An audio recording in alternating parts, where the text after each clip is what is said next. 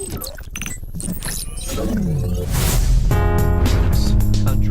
Well, I've seen really Iran and Ukraine's NATO facility.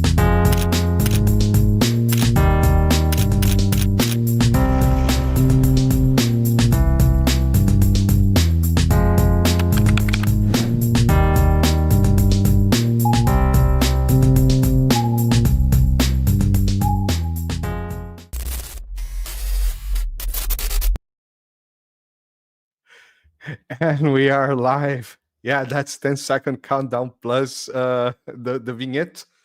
You know, Larry yeah. Johnson, the great spy of all times. No, I wouldn't go that far. All right, the second great. You'd be accused of overstating, lying. Other people call it lying. We don't do fake news here. Let's go with the second greatest. Okay. How are you doing, Larry Johnson, my good friend? I am well. Great, that's good. Unlike the U.S. stock market, as it looks like. Well, actually, the market's bounced back today. Yeah, it's recovering. The real effect of these tariffs,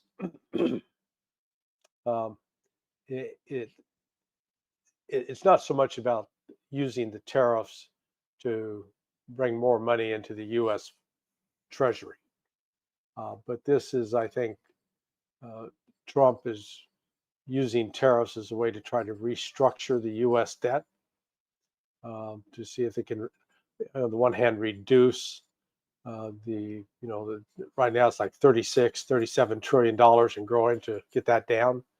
One way to get that down is you create an economic situation in which the interest that you're paying on your U.S. treasuries goes down. So just think what happens if you have a mortgage on your home and you're paying 5% interest, and then you can cut that to 2%. Well, the payments, the amount of interest you're paying declines dramatically. It's about half. So that may be what Trump's trying to do. The one that I don't think they've thought through is this pissing match with China. Because I just before we came on air, I was in the process of putting together analysis that United States. Let's put it this way: China, 3% of all of its exports go to the United States. So it's not like it's dependent on the United States. I'm not aware of a single thing the United States produces where if China no longer had access to it, China would be going, oh man, we're screwed. We're in so much trouble. However, the United States, its Chinese exports or imports into the United States account for about 16% of all U.S. imports. Teslas, Apple phones. But more important than that are these rare earth minerals. Gallium, tungsten's not a rare earth mineral, but it's a critical mineral. Antimony. And I was just in the process of going down, looking at some of the weapons. Let's take tungsten as an example. Just pull this up.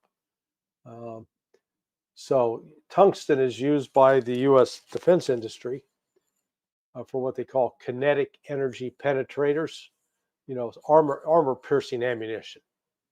Also for high density fragmentation weapons. It's used in missile guidance and countermeasures. It's used for hypersonic weapons and well gun projections.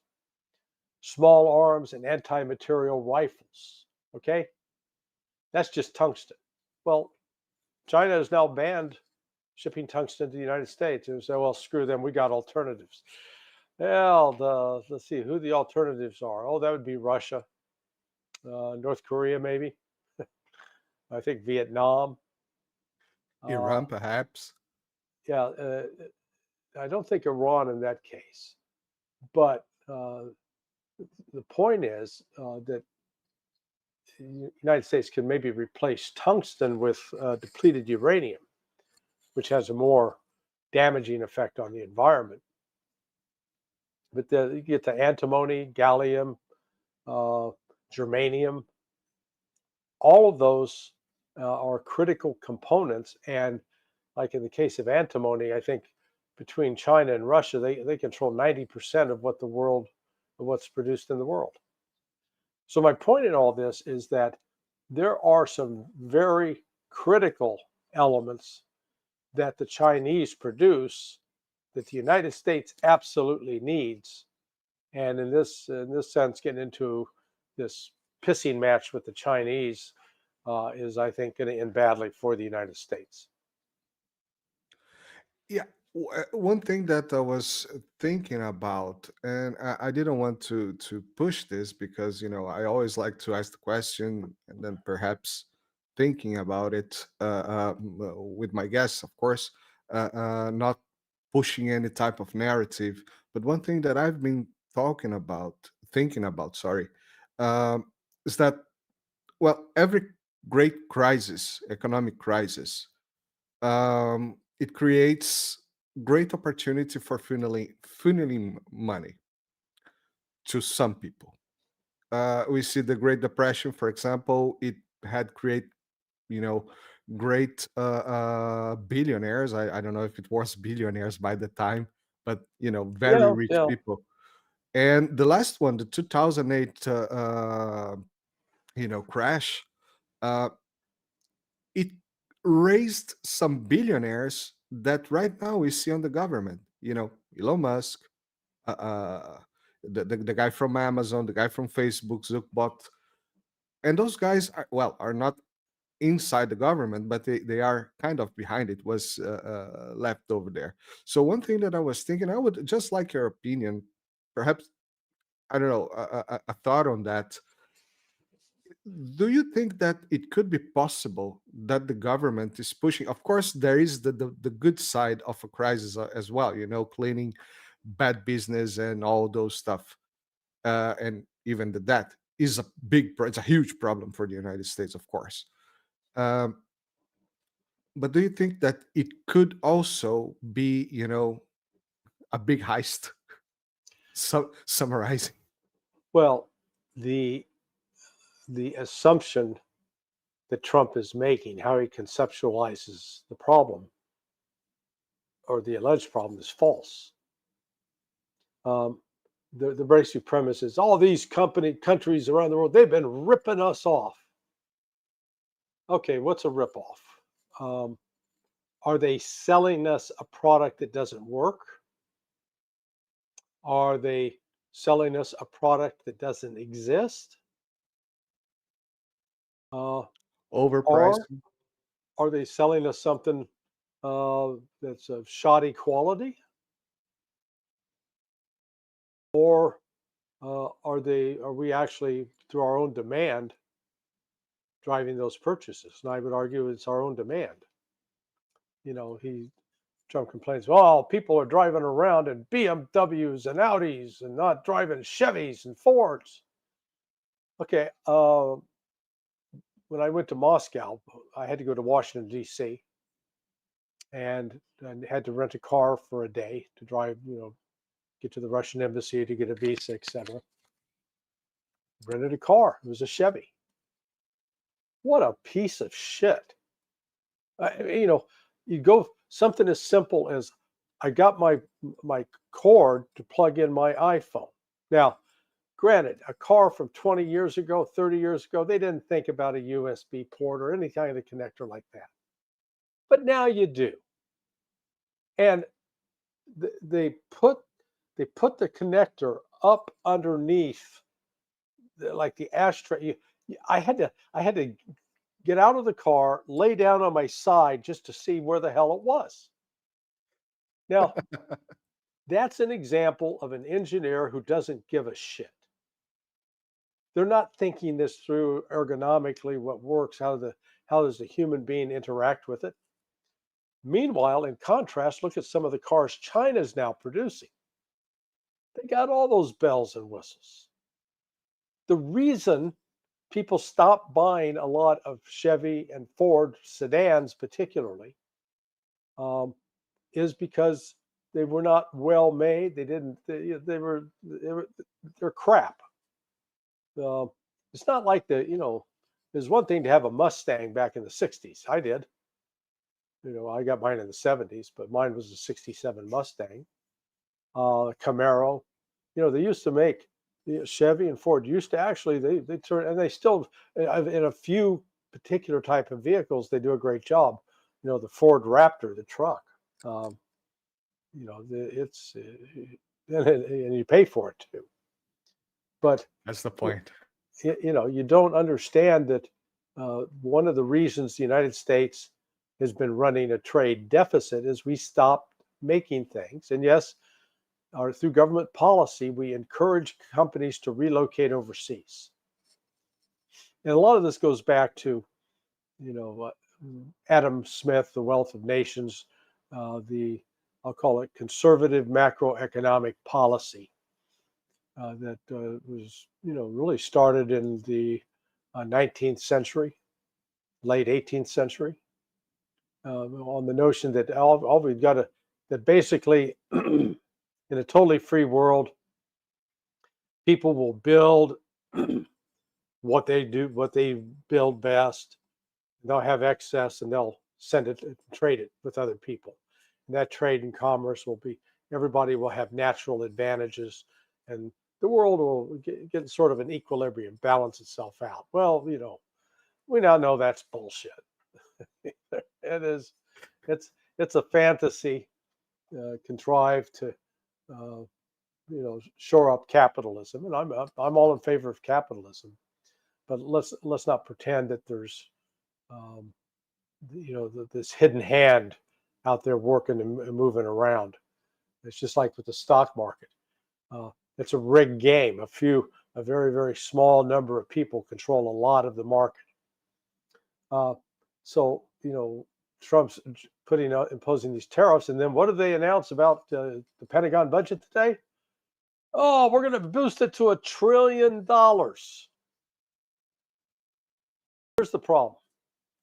If you keep spending more money, and even if your income's going up, but you find more and more ways to spend it, yeah, you go bankrupt. And the United States has avoided bankruptcy up to this point because everybody wanted to have a dollar. And so we could basically lend dollars to the rest of the world. They'd give us money and we could go on a spending spree. We didn't have to worry about paying off the credit card. Now we may be on the threshold of a change in that era. I know that some right now believe, there's no way that the dollar is going to ever stop being the reserve currency.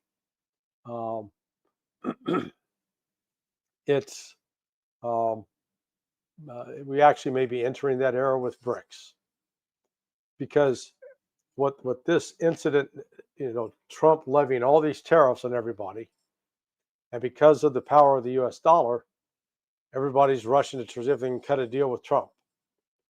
But in the back of their mind, I guarantee you, they're saying, I got to get out of this fucking relationship. This is toxic. This is actually like, let's say you're in a bad relationship. You got a toxic spouse. And unfortunately, when you got married, you put all your assets in his or her name. So you don't have your own assets. So you got to come up with an escape plan. So you can, when you start siphoning money off to the side, you created your own secret bank account. You maybe secretly go out and get the deed on the house changed so it's only in your name. You want to do a variety of things so that you can ultimately walk away and say, goodbye, bitch, I'm out of here. That's where I think, countries, particularly like Vietnam, who are now, they're just We thought you were our friend. They're going, no, no. Even though the bulk of a lot of what Vietnam's producing goes uh, to other Asian countries, still, United States, basically we're saying, yeah, we didn't kill enough of you in the Vietnam War, so we're back to get some more out of you. That's partly how I'd look at it if I was Vietnamese. So this is this may end up being a Pyrrhic victory for Trump. It may have some of the economic benefits, short and midterm, that he's hoping, but long term, I think it's going to further weaken the U.S. role in the world as a hegemon. And some people say, "Great, they should be encouraged." Say, "Trump, keep it up, Betty, keep it up," because you're essentially cutting your country's throat. Well, to be quite honest about that last part, I do believe that this is good for the United States if it happens. Leaving being the hegemon power, because well, first of all, that's just an illusion in my Yeah, view. Plus, and it's a toxic illusion, just like the relationship. You know, not only geopolitic people. Also marital tips from Larry Johnson. yeah, yeah. Hey, well, just personal relationships, man. It doesn't matter whether it's people or states. Yeah. Some of the same principles are involved.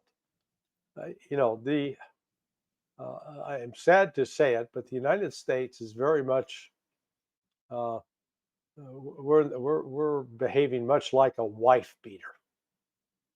Someone who is uh,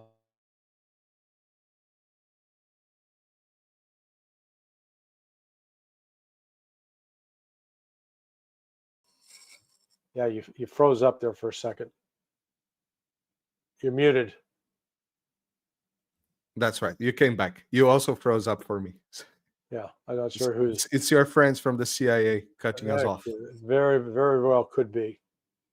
Um, so this is the United States.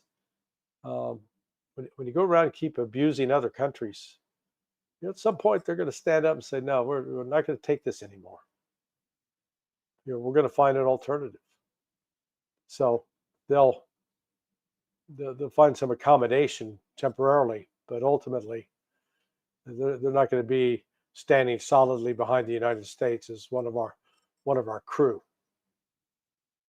Yeah, I was watching a video today where a Brazilian economist was a young guy, TikToker type of economist.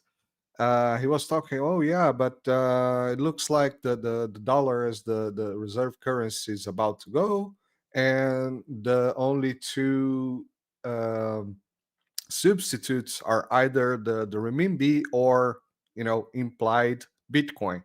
And I was like, that's not the only two options. Yeah, no, There are there's gold. there's 2025. This is a completely different era from the Bretton Woods times. Yeah, People can come up with things. what uh, what what people need to recognize and understand is we're entering a new economic order. Now, the Bretton Woods, which you mentioned, it took I forget the precise number. It took 4 or 5 years for that system, really, from the time they created it to actually get it fully up, operating, and functioning.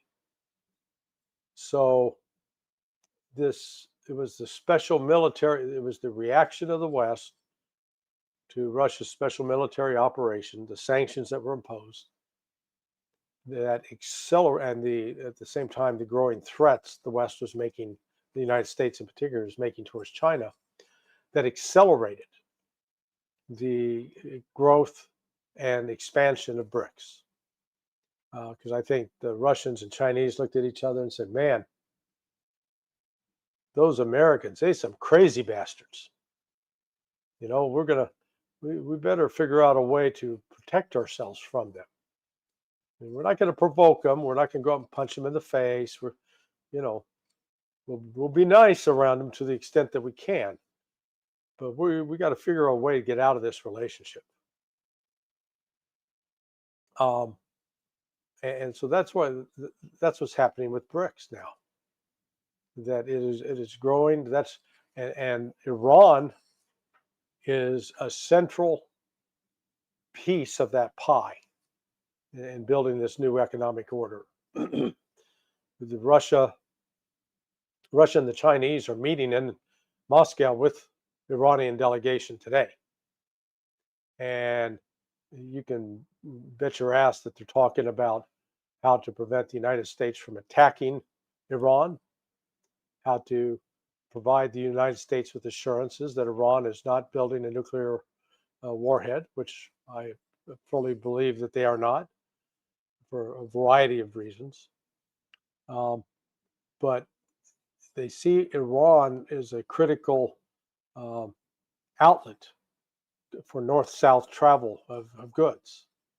So it's called the North-South Transport Corridor, Transportation Corridor. You can say it originates in St. Petersburg in Russia, goes south through the Caspian Sea. Any products can be shipped on containers on board ships. Caspian Sea is a big body of water. Then it's offloaded onto railroad cars and shipped down to the Arabian Sea, then put on container ships, or vice versa, taken off container ships and shipped back up the same way. It's not fully functioning right now, but it's been in use for 90 years at least. The United States used it to get goods to the Soviet Union during World War II. In particular in the winter months when the northern approach was frozen over, they went south, came up through Iran. So Iran's got a very critical role to play there, and that's one of the reasons Russia recently signed this strategic cooperation agreement to shore up and provide security guarantees to keep that route open. And the United States is trying to shut it down, trying to prevent it. That's one of the reasons they want to see a regime change in Iran. Yeah, I just the last days we talked about already Iran, and it was I was like, I don't believe the United States is going to go for it. But the last days we've seen some moves, well, especially the bombing of the Houthis, and some moves on that American base. I forgot the name, the Latin dude name. I forgot the name of the base. What base Which- were? The close to on the Indic Ocean, close Oh, to you mean Diego Garcia? Diego Garcia. Yes, Yeah, the while air base. sending yeah, bombers. And just today, I saw that the United States want to move away 10,000 troops from Europe, which is about time. But where are they going to put them? Do you think they are actually considering the possibility of going after Iran like that? No, no, No. no. I can't say that there's nobody considering it or talking about it, but it's insane. Look, we had, God, how many troops did we have in Iraq? 200,000, 250,000. I'd have to go back and check the numbers. I think, but it was, you know, um, sizable A contingent. lot of people. We couldn't control Iraq, and Iran is 4 times the size of Iraq. So I mean, the manpower requirement for the United States to build up a ground force capable of going into a place like Yemen or Iran, you'd be looking at 4 to 5 years, probably minimum, to build up, train the force, equip it. Because that's the other thing that the United States is failing to take into account.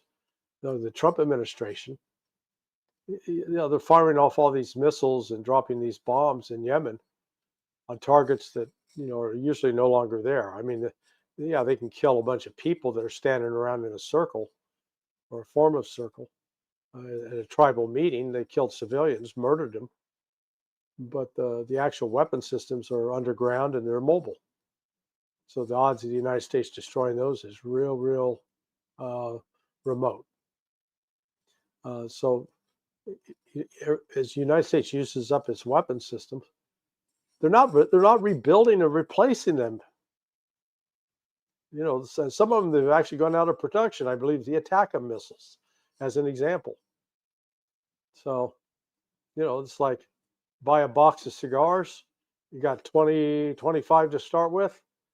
You start smoking them 2 a day. Guess what? By day 11, or day 12, you're going to be down to 1 cigar. Oops, no more cigars. That's what's happening with the missiles that they're launching out of these ships at inbound Houthi missiles. They're going to have to go reload, and the problem is when they go to reload, they're drawing down from a fixed number of missiles. So, I was watching. You just posted today a short video of your talks with Pepe Escobar, and the title was "What if the Houthis sink some, big ass aircraft yeah, carrier?" yeah, What if, Larry? yeah. No, it's going to be it's going to be a great embarrassment to the Trump administration. They're going to be tempted to try to really lash out at the Houthis and kill some more Houthi civilians and just make matters worse. But it's going to further damage the U.S. reputation. Because look, right now, the United States House, everybody said, "Hey, man, we're the baddest fighter on the world, man. We're tough. We." Oops, you froze again. Bombing the crap out of the Houthis for the last 16 months since December. Then you got 13, and now we're into the 17 months. We've been going at them for 17 months since the start of Operation Prosperity Guardian, and they're still standing. I thought you guys were the biggest and baddest in the world. You got the best military ever. And you can't defeat the Houthis. You can't stop the Houthis from launching missiles. Maybe you're not quite as good as you say you are. And other countries start saying, yeah, the Americans talk a good game, but boy, they don't show up, they don't deliver. And a successful attack on an aircraft carrier would further explode the myth of U.S. invincibility. Yeah, exactly. It's and it what I see is that it's always the U.S. telling people, you go fight for me, you go fight my war, and then someone do Yeah, and lose, but then it's okay. Who cares about Ukraine anyway? It's not the United States. It's the as we said last week, is the incompetent Ukrainian army that didn't do what we say, how we say, right. and Trump stopped sending all this marvelous money and weapons, and well, then they lose. Yeah, yeah. They're bad. Talking about Ukraine, Larry, what's going on there? I don't even hear anything about Ukraine. I'm starting to get worried about Zelensky. I don't see his name for like 4 days already. Well, I mean, Do if you know you, if he's all right?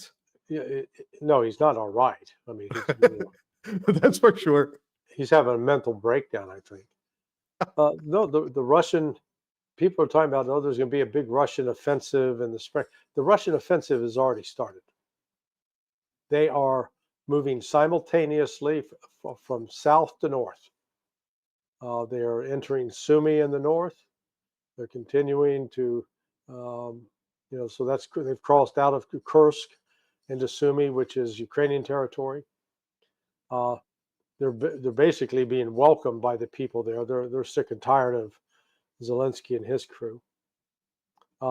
They're moving around Kupiansk, Pokrovsk. It's just up and down the line, down into Zaporizhia. They're making fairly rapid progress there too. So the Russians are ultimately going to take all the territory up to the Dnieper. They're not going to stop. And Putin made that clear. Basically, he gave the Ukrainians about a 2 to 3 week window, and that was 2 weeks ago. And so he may give them, they may have another week or two, but basically said, hey, the peace deal that we've offered is on the table. Withdraw your forces, get them out of our territory, because even though you keep saying you still occupy part of Zaporizhia and Kherson and a small sliver of the Donetsk, it's no longer yours. That's ours, and it always has been historically. So you need to get out. You need to disavow any intent of ever joining NATO. And you need to have get a new election, get a new leader in place, because the guy running the show right now is a neo-Nazi sympathizer, and he's illegally in office. He's overstayed his term and canceled all other elections. And until And he then, has bad fashion taste. yeah, I said it. Well, he's buying from the Che Guevara catalog. Okay. He is, but Putin made clear, if you don't do that, then you know what? Novorossiya is going to be in play. And Novorossiya takes territory that's on the west side of the Dnieper River too, up to and including Kiev. Russia, I think before this is all over, Russia will have taken Kiev, and the Ukrainian capital will be forced into some place like Lviv. And Russia will have Odessa. So, yeah, for sure. They are, they're moving forward, and the United States is, we have no leverage over the Russians. Oh, we're going to hit you with more sanctions. Go ahead. They sit there and they say, great, knock yourselves out. Which was interesting because Russia is not on this tariffs list. Well, the only thing that is still traded with the United States is some uranium. Russia exports uranium, and I think they still are allowed to export fertilizer, because the United States absolutely needs the fertilizer. Well, but apart from that, Russia's not making and sending anything to the United States, and vice versa. Well, of course, I will say that a lot of America, you can still find a lot of American junk food makes its way. They smuggle that shit in, or they avoid Western sanctions. It's so crap that who cares about that? Just leave without sanctions. It's the all the sugar-laden junk food that made America fat again. Or is not fat again, just made America fat. Period. Math. Mafa. Math. No, it's not again, man. Math. The last time I've been in Brazil, it was because we also have a very, oil and sugarish food. Well, sugarcane is one of our specialities in Brazil. I'm from Rio de Janeiro, and Rio de Janeiro is known for, fitness bodies. Yeah. People were fat, and not everyone. Of course, there was still fitness bodies, but people were quite fat. And I'm not saying with that with proud, because I'm not myself doing all perfect, but people there got very fat, and I got impressed that in all the shopping centers there were like a lot of new burger houses, gourmet burger houses. And I like hamburgers, but variety is also pretty cool. So it was taken by hamburger houses, small ones, big ones, Outback and Taco Bell's. Taco Bell is not hamburger, but it's Well, it's actually, not it's Mexican food like I as well. said, the American junk food. Um, Yeah, it was a bit surprising. And here in Europe, for example, you see a lot of American junk food, but you also see good things from all over, you know, like French food, kebab, stuff like that. well, look, it's been going on for a long while. When I, good God, 40, was it 44 years ago? No, uh, 43 years ago, um, when I was living in Honduras, 1978. They brought this 5-year-old boy my wife's a nurse, and they brought this 5-year-old boy to the clinic. He weighed 20 pounds. He was, 5-year-old should weigh 30, 35 pounds at least. Um, his upper body was skeletal, just skin hanging over. From his waist down, the legs were swollen. Uh, so he was carrying a lot of fluid. But it turned out his his parents had died, and he's been raised by his grandmother. And the only thing he wanted to eat and drink, instead, at that time, sort of the people in the campo, their normal meal would be, um, you get up in the morning, you have eggs, uh, beans, frijoles, tortillas, maybe a little bit of rice. And then lunch, you'd mix it up. You'd have just beans and rice and tortillas. So you get the corn, the beans. And then for dinner, you do beans, rice, tortillas, maybe eggs, maybe a little meat, chicken. Rarely ate beef. Uh, on that, eating like that, I lost uh, 50 pounds during my time there. Wow. I weighed about 145.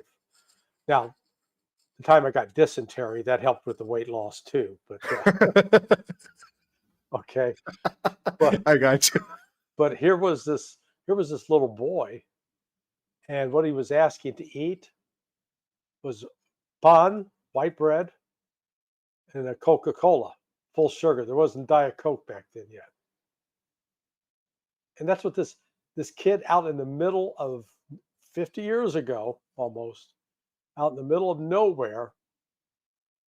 Um, yeah, it's 48 years ago now, I guess. Um, was basically dying of kwashiorkor. Now in fact, when he showed up at the clinic, uh, he had an older brother that brought him. The older brother said he had left another sibling at home because they had to walk. The guy had walked like 10 miles to get to the clinic, carrying this kid. It shows you just sort of how tough some of these people are. We found out later that when he said this, because he said, I brought Hector. Hector is the sickest. So we brought him, and he said, but the other sibling is sick, but not as bad. But when he got back home, the other sibling had already died. Okay. Oh, Jesus. And so my wife took Hector next door we had a kitchen attached to the clinic.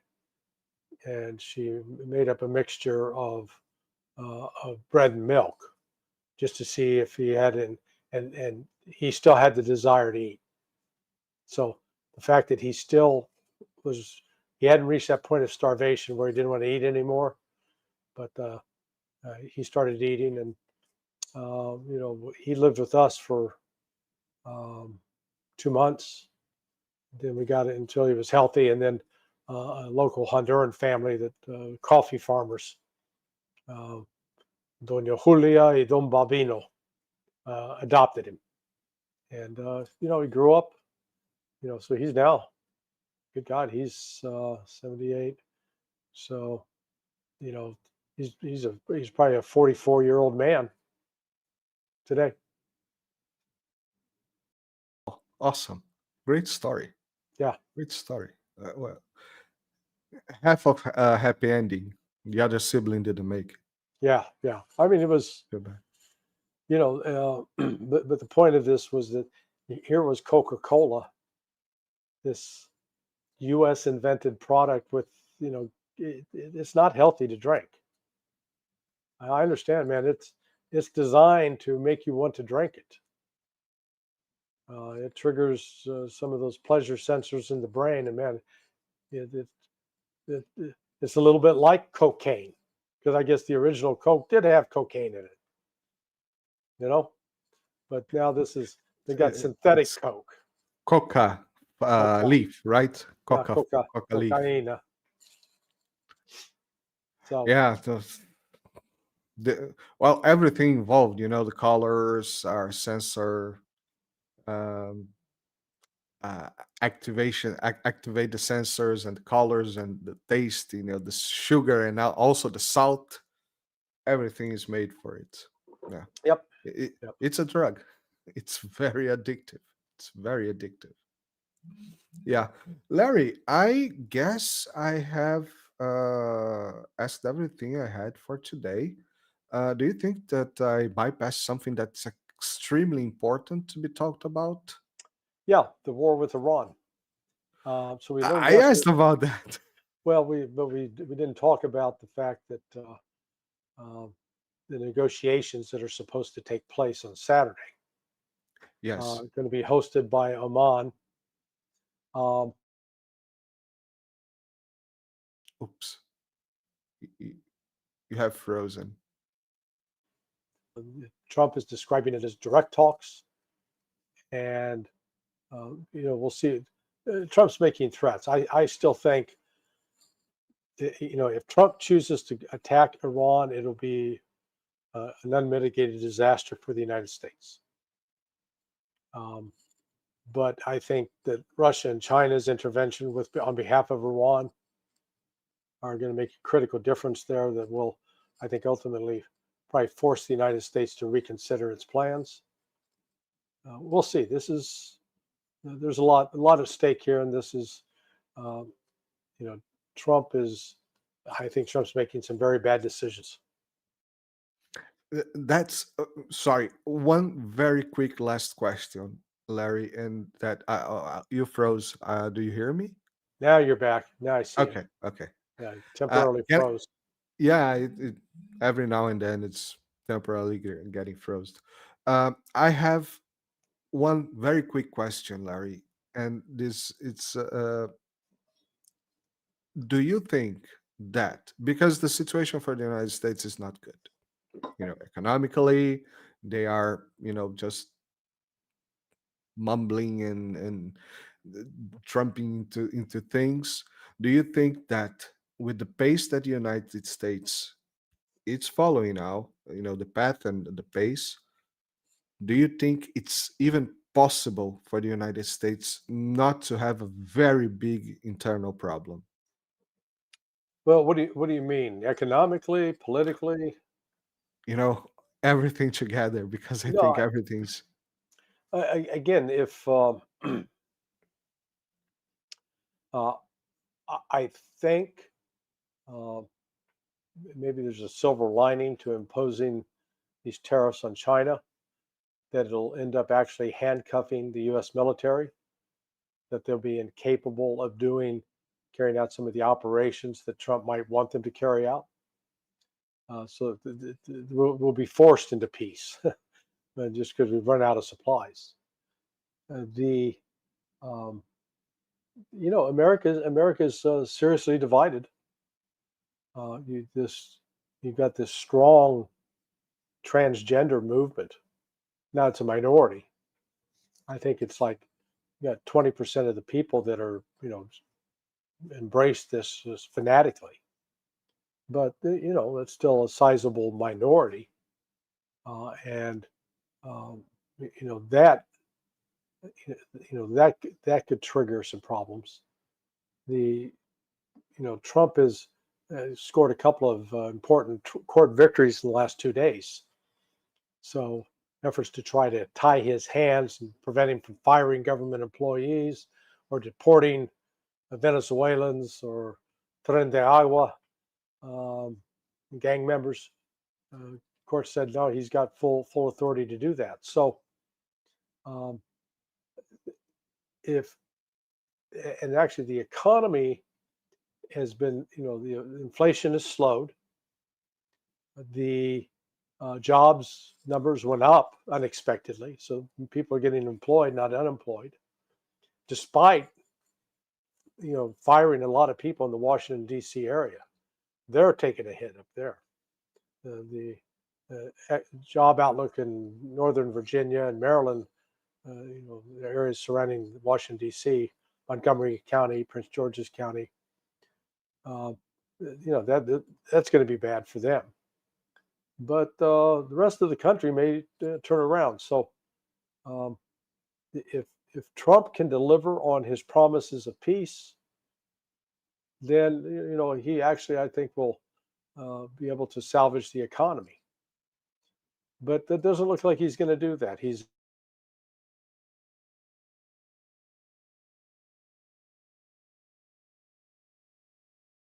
Oops, froze again. Come on. if he tries to escalate, then he's and are you back? Yeah, you're still frozen. You still freeze. Okay, now you're back. Yeah.